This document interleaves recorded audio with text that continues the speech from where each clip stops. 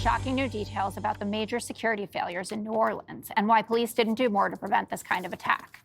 The police superintendent there admitting that she had no idea the city had access to steel barriers that could have prevented the terrorist from driving his truck onto crowded Bourbon Street.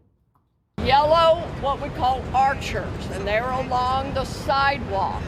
And that would be to be preventive if someone had, or if this particular terrorist went around up on the sidewalk, that's what that would do, okay? It would slow that down for anyone who thought that they could breach our targets.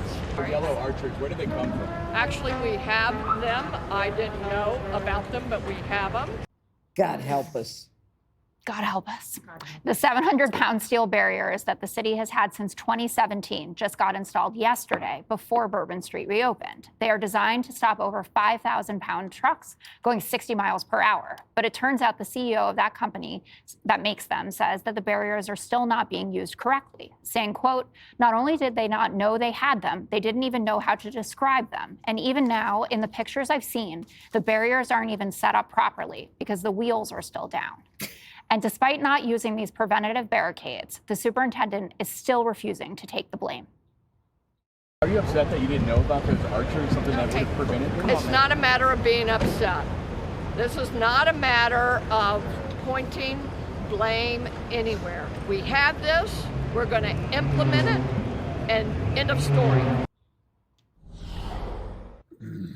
Tyrus, it feels like some of this is about taking blame and responsibility. Every appendage I have is pointing at you. You are 1,000% to blame for this.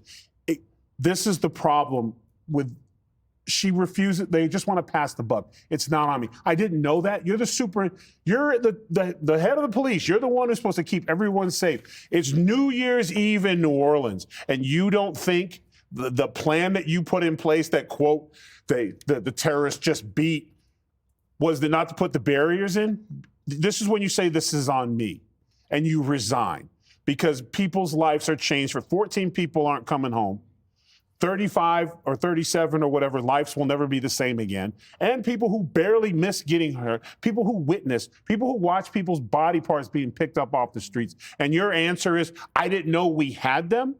There should be people fired. This is the problem. And New Orleans is a microcosm of just ineptness. The mayor, they're terrible at what they do. They don't think about the people. And all they're worried about with their press conferences is covering their own behind. The fact that she could sit there and say it's not about pointing fingers, your job is to protect and make sure it's done correctly. And if that's not done, whom, pray tell, do we blame? The terrorists and bad men do bad things. We understand that. But when you are in charge of keeping cities safe and you make it easy for them, the blood's just not on the streets. It's on your hands too, period.